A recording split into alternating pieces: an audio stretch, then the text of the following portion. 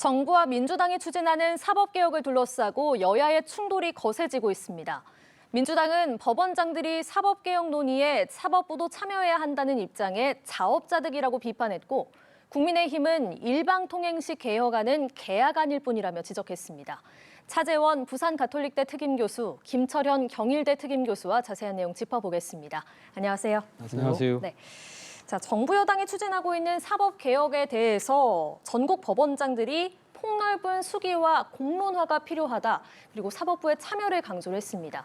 특히 내란 특별재판부 설치에 대해서도 우려를 제기를 했는데 이렇게 전국 법원장들이 의견을 모으면서 앞으로 사법개혁에 좀 사법부의 목소리가 커질 수 있다 이런 전망도 나오더라고요. 예, 아무래도 그 목소리가 커질 수밖에 없지 않을까라는 생각이 듭니다. 어제 전국 법원장 회의도 열렸지만 어제는 또 법원의 출범 기념식이었어요. 그래서 여기에 조희대 대법원장이 공식적으로 법원의 입장을 사실상 대변하는 이야기를 했는데요. 사법부의 독립은 어떤 식으로든 보장돼야 된다는 이야기를 했고요. 예. 그리고 앞서 말씀하신 대로 전국 법원장 회의에서도 이 사법부의 독립을 강하게 주장을 했습니다.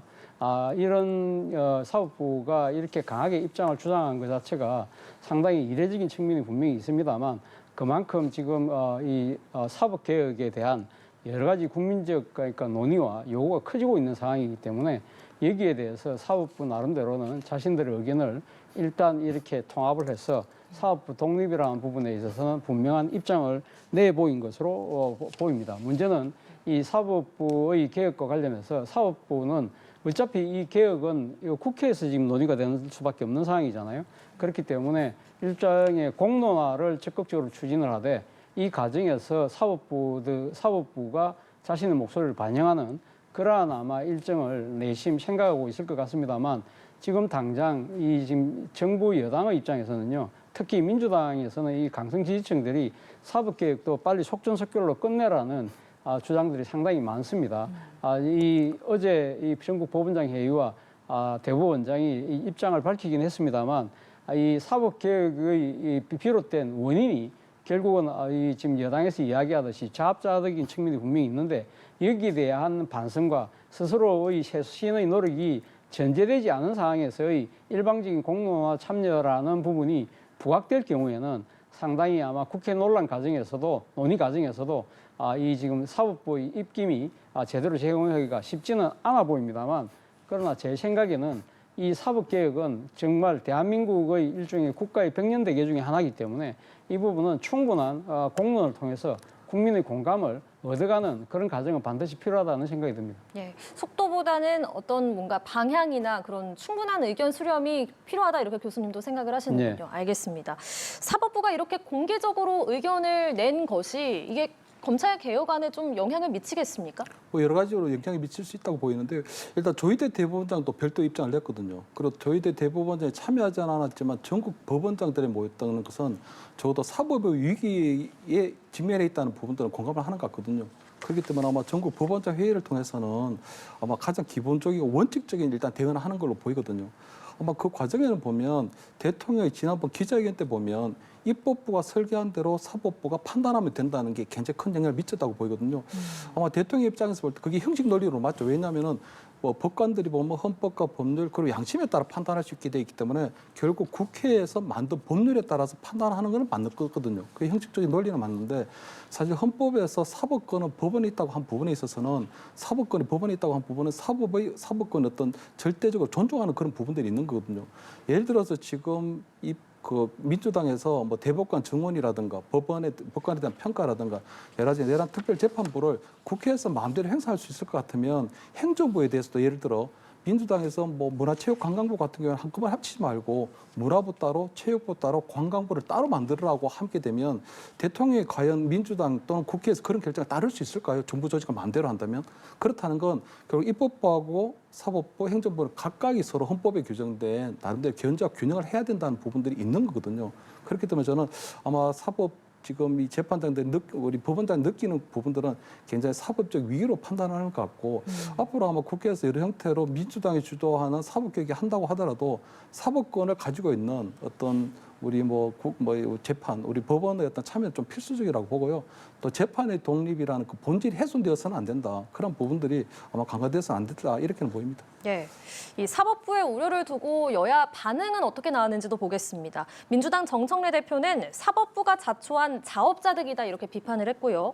장동혁 대표는 사법부를 대하는 인식 수준이 북한과 중국의 수준에 머물러 있다 이렇게 정부 여당을 좀 비판을 했습니다. 어떻게 들으셨습니까? 일단 뭐 지금 정부 여당에서 이야기하는 특히 민주당 쪽에서 이야기하는 자업자득이라는 부분은 저는 상당히 뭐 일리가 있는 대목이 아닐까라는 생각이 듭니다. 많은 국민들이 기억하시겠지만 지난 탄핵 국면 과정에서 당시 그러니까 이 조기 선거가 거의 뭐 확실시되는 상황에서 이 대법원이 당시 유력 후보였던 민주당 이재명 후보에 대해서 관련된 선거법을 정말 이례적인 속도전을 통해서 이때 유죄 취지로 파기환송을 했잖아요.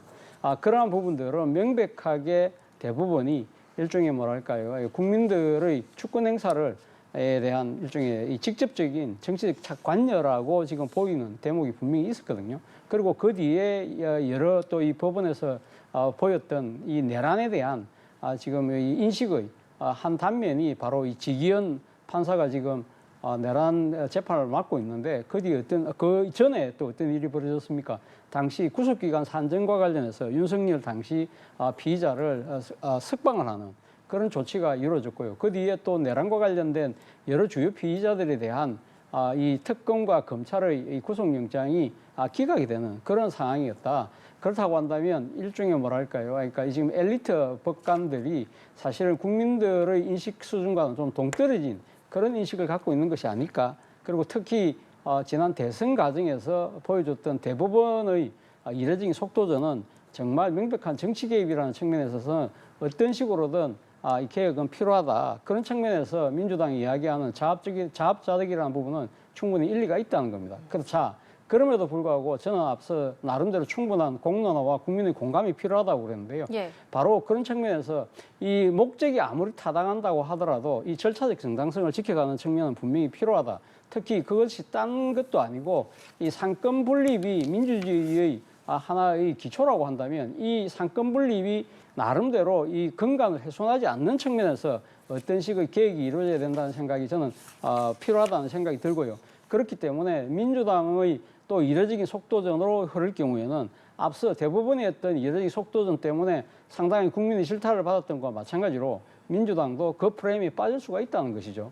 그렇기 때문에 이럴수록 상권 분립이라는 대원칙은 분명히 갖고 가야만 말 그대로 삼권 기일이라는 비판에서 자유로울 수 있다는 겁니다. 삼권 기일이라는 말이 무슨 말이냐? 상권이 분립이 되어 있지 않고 어느 특정 한 권력에 집중될 경우 그것은 또 다른 하나의 민주주의 위기로 볼 수 있기 때문에 그렇습니다. 또 반면에 지금 국민의힘에서는 대한민국의 지금 이 사법개혁과 관련된 논란을 이야기하면서 북한과 중국 수준이라고 이야기하는 부분도 예. 저는 상당히 지나쳤다는 생각입니다. 왜냐하면 지금 대한민국의 이 사법 시스템에 대한 앞서 국민들의 기대에 못 미치는 부분에 대한 이 요구가 지난 대선과 이 대선 과정에서 국민들의 표심으로 드러난 것이라고 한다면 국민의힘 입장에서도 그동안 잘못 운영되어 오고 여러 가지 구조적인 문제가 있는 사법의 문제에 대해서 적극적으로 지금 국민의힘도 달려들어서 일종의 대안을 내놓아야 되는 것이지 민주당이 하는 방식이 마음에 안 든다고 해서 지금 현재의 법원의 그 시스템을 북한과 중국 수준으로 돌린다는 식으로 이렇게 이야기하는 것은 정말 지나치다는 생각이 듭니다. 그렇기 때문에 서로 양쪽 모두의 자제를 통해서요. 저는 이 현재 국민들이 기대에 못 미치고 있는 이 사법부에 대한 이 개혁은 충분한 공론화와 국민의 공감을 만들어가는 그 과정과 시간은 꼭 필요하다는 생각이 듭니다. 예. 김철원 교수께서는 어떤 의견이십니까? 네, 뭐 사법개혁은 기본적으로 뭐 공론화라든가 국민적 합의 과정이 반드시 필요한 부분이고요.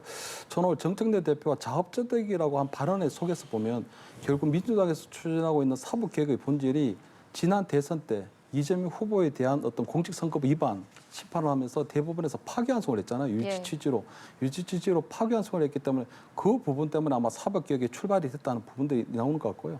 저는 아마 지난 그 대통령 기자회견 때 이 사법개혁과 관련해서 두 가지 중요한 발언이 있었기 때문에 그 두 두 가지 발언에 조금 주목해야 될 필요가 있다고 보이는데 일단 그 입법부가 설계한 대로 사법부가 판단해야 된다는 부분이 있거든요. 그것은 결국 저는 아마 국회에서 만든 법률에 따라 사법부가 판단하면 되니 이재명 대통령과 관련된 그 허위사실 공표에 대해서는 아마 국회에서 민주당에서 그동안 추진하려고 했지만 허위사실 공표죄를 삭제하는 그런 헌법 법률을 만들려고 할 헌법 법률을 개정하려고 하는 걸로 보이거든요. 그렇다면 아마 이재명 대통령 입장에서 볼 때는 그러한 공직선거법으로 파기환송됐던 부분들이 아마 그 재판 리스크가 상당히 없어지는 부분이 있다고 생각을 하고요. 내란 특별재판부 같은 경우도 그렇거든요. 내란 특별재판부의 가장 위헌적인 요소는 기본적으로 그냥 국민의힘이 배제된 국회에서 추천한 3인을 하도록 돼 있거든요. 그렇다면 민주당에서 추천한 판사 결국 내란 특별재판부를 꾸리게 된다는 것인데 그렇다면 과연 내란 특별재판을 받는 피고인들이 공정한 재판을 받을 가능성이 떨어지는 거잖아요. 그렇다면 기본적으로 공정한 재판을 받을 이유가 있는데 공정한 재판을 받을 권리가 있는데 그런 것들이 없기 때문에 이런 것들은 기본적으로 위헌이거든요. 그런데도 불구하고 지난 기자회견 때 보면 이재명 대통령이 대법원장 여러 가지 위헌 논란에 대해서는 대법원장 임명하면 된다고 얘기를 하셨거든요. 그렇다는 건 결국은 대법원장 임명하면 여러 가지 위헌적인 논란은 차단된다는 얘기인데 예. 저는 아마 내란 특별재판법을 만들어서 냈을 때 대법원장 위헌적인 요소가 있는 그 부분을 받아들일 일이 없거든요. 그럼 대법원장이 받아들이지 않으면 어떻게 될까요? 그럼 민주당에서 또 조희대 대법원장에 대한 탄핵을 시도할 가능성이 굉장히 크거든요. 윤석열 정부 때도 보면 그때 아마 여러 가지 법률안에 대해서 거부권 행사했을 경우에 탄핵안을 그때 30여 차례 한 부분이 있었기 때문에 저는 아마 이번에도 내란 특별재판법의 기본은 조희대 대법원장으로 하여금 이것을 임명하든지 위헌적인 논란을 차단하기 위해서 임명을 하든지 받아들이지 않으면 탄핵을 하겠다는 걸 보이거든요. 그렇다면 조희대 대법원장이 탄핵 사태 직면했을 경우에 사진 사퇴할 가능성도 있거든요. 자칫 사퇴하게 되면 결국은 이재명 대통령이 결국은 새로운 대법원장 임명하려고 하는 지명하고 임명하려고 하는 그런 시도가 있지 않을까. 그래서 나름대로 사법개혁이라고 하는 부분들이 큰 틀에서 어떤 사법개혁을 추진하는 것처럼 외형 갖춰져 있지만 실질적으로 볼 때는 이재명 대통령의 어떤 허위사실 공표와 관련된 그런 재판 리스크를 좀 해소하고 조희대 대법원장에 대한 탄핵을 지금부터 빌드업하려고 하는 부분이 아닌가. 이것이 저는 민주당에서 추진하고 있는 사법개혁의 본질이 아닐까. 저는 이렇게 판단합니다. 네. 자, 다음 주제로 넘어가 보겠습니다. 3대 특검법 개정안을 둘러싸고 민주당 정청래 대표와 김병기 원내대표가 충돌하면서 냉랭한 기류가 이어졌는데요.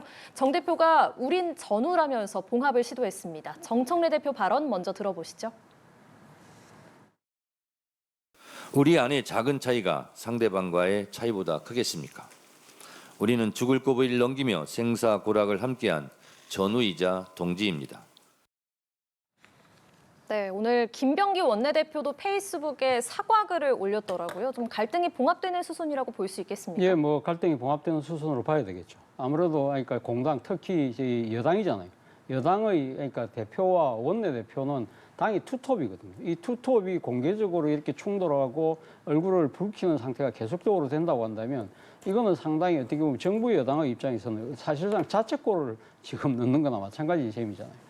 그리고 특히 지금 정기국회, 특히 이 정기국회가 이 지금 정권이 바뀌고 난 첫 정기국회입니다. 그리고 앞서 우리가 이야기했던 대로 지금 사법개혁, 검찰개혁, 언론개혁, 중요한 이 입법들을 지금 앞두고 있는 상황이기 때문에 정부 여당, 특히 여당 내에서의 지도부가 이렇게 공개적으로 불협화음을 상당히 오랫동안 갖고 간다는 부분은 상당히 부담이 될 수밖에 없고요. 아마 모르긴 몰라도 이 두 사람의 입장에서는 상당히 마음을 털고 열기가 쉽지 않다고 하더라도 아마 특히 대통령실에서도 상당히 두 사람의 화해를 종용했을 가능성이 크다는 생각이 듭니다. 그리고 일단 뭐 정청래 대표 입장에서 어제 먼저 사과 이야기를 했고요. 그리고 지금 하루 늦긴 했습니다만 이 지금 김병기 원내대표도 자신의 또 일종의 뭐랄까요 불찰을 또 이야기를 하면서 일단 이렇게 마음을 여는 모습이기 때문에 아마 더 이상 공개적으로 이렇게 충돌하는 것은 당분간 없어지지 않을까 하는 생각인데 문제는 이제 이번 사태로 드러나는 이번 사태 때문에 생긴 이 감정의 앙금까지 다 털 수 있느냐 이건 조금 지켜볼 대목이라는 것이고요. 그리고 앞서 우리가 이야기했던 대로 지금 특검뿐만 아니라 여러 지금 중요한 개혁을 앞두고도 당내에서도 여러 의견이 좀 엇갈린 측면이 분명히 있거든요. 이런 중요한 정치적 고비 때마다 과연 이번 두 사람의 마음속에 쌓여있던 이 감정의 앙금을 털어내고 정말 하나된 모습을 보여줄 수 있느냐가 향후 정부 여당이 당면하고 있는 이 개혁 과제를 어떻게 제대로 헤쳐나가느냐 하는 데도 중요한 하나의 열쇠가 될 것 같습니다. 네. 국민의힘은 이 특검법 수정안 합의가 깨진 것에 대해서 국회 앞에서 전국 당원이 모인 대규모 규탄 대회를 열고 본격 강경 투쟁에 돌입했습니다. 발언 직접 들어보겠습니다. 이재명 정권의 101일을 지켜본 국민들의 분노가 피눈물이 되어 비로 내리고 있습니다. 용산의 대통령 이재명, 여의도의 대통령 정청래, 충정로의 대통령 김어준. 그러나 여러분, 대한민국에 보이지 않는 대통령은 개딸입니다, 여러분. 약속을 하루아침에 손바닥 뒤집었듯이 엎어버리는 이런 당대표 인정할 수 있겠습니까, 여러분? 예, 보신 것처럼 국회에서도 그리고 대통령실 앞에서도 규탄 대회를 열고 특히 대통령실 앞에서는 거부권 행사도 촉구를 했는데 이에 대한 대통령실의 입장은 불법 계엄과 내란은 단호히 단죄를 하겠다. 그럼에도 열린 자세로 다양한 의견을 듣겠다. 이런 입장이더라고요. 국민의 입장에서 볼 때는 야당으로서 존중받지 못하고 지금 갖고 놀린다는 그런 갖고 놓다는 이런 느낌 가질 수 있거든요. 왜냐하면 대통령과 지금 여야 대표가 회동을 했을 때 분명히 대통령이 협치를 하겠다고 하고 야당을 존중하겠다고 했거든요. 근데 그 다음날 정책위 대표가 대표 연설에서 아마 국민의힘석을 향해서 거의 손가락질을 하면서 거의 26번에 걸쳐서 내란 정당이라고 하면서 어떤 대통령 협치학 속에 찬물을 끼얹었거든요. 또 그 다음에도 보면 특검법 기간 연장을 하지 않기로 한 그 나름대로 특검법 합의에 대해서 일방적으로 파기하고 했기 때문에 아마 국민의 입장에서 볼 때는 계속적으로 민주당에서 국민의힘을 야당으로 존중하지 않고 계속 갖고 논다는 인상이 하고 있기 때문에 아마 대통령실에서 결국 저렇게 규탄대를 할 수밖에 없는 상황인 것 같고요. 저는 아마 국민의힘에서 볼 때는 특검법 기간 연장을 하지 않자고 한 부분은 이번에 3대 특검이 보면 과거 어느 때보다도 역대급, 진짜 역대급 메머드급이거든요. 예. 그리고 최정예 아마 검사들이 100여 명이 됐기 때문에 그렇다면 한 6개월 정도에 빨리 어떤 수사를 하고 계엄과 어떤 내란에 대한 어떤 실체를 밝혀낼 수 있을 걸로 봤는데 이 부분이 계속적으로 수사가 질질 끌리고 있는 그런 상황이거든요. 그렇다면 계속적으로 연장하고 수사기한이 계속 연장되게 되면 결국 내년 지방선거에 특정 의도를 갖고 있는 것이 아니냐 하는 식으로 지금 국민의힘 의심할 수밖에 없는 부분이 있거든요. 그렇기 때문에 저는 국민의힘이 어떤 내란의 실체를 밝힌다 또는 불법 계엄에 대해서 단죄하겠다 이런 부분에 대해서 저는 거부할 수가 없다고 봐요. 다만 그러한 부분에 있어서 특검을 이용한 여러 가지 어떤 정치적으로 활용하려고 하는 정치적으로 악용하려고 하는 그런 부분들이 있지 않나 하는 부분들을 계속적으로 경계하고 있는 부분이기 때문에 저는 아마 이번에 김병기 원내대표하고의 어떤 특검법 합의도 상당히 나쁘지 않았던 게 이번에 메모드급으로 특검이 구성 운영되고 있으니 수사 인력만 증원해서 제대로 된 수사를 하고 그때 가서 특검 기한이 끝났는데도 불구하고 여러 가지 의혹이 남아있으면 그때 가서 또 기간 연장에 합의하면 되는 부분이 있거든요. 그런데도 불구하고 김병기 원내대표하고 송은석 원내대표의 저런 합의가 일방적으로 파기됐다는 부분은 아마 국민의힘을 계속적으로 어떤 내란 정도로 몰아가려는 그런 프레임 씌우기 위한 그런 정략적 의도가 있는 것이 아닌가. 그렇기 때문에 저는 아마 국민의힘이 결국은 대통령실 앞에 가서 규탄대를 하고 대통령에 대해서 어떤 거부권 행사하라는 그런 요구를 할 수밖에 없는 어떤 그런 상황에 직면해 있다. 이렇게 봅니다. 네, 알겠습니다. 오늘 두 분과는 여기서 인사 나누겠습니다. 지금까지 차재원 부산가톨릭대 특임교수, 김철현 경일대 특임교수 두 분과 함께했습니다. 고맙습니다.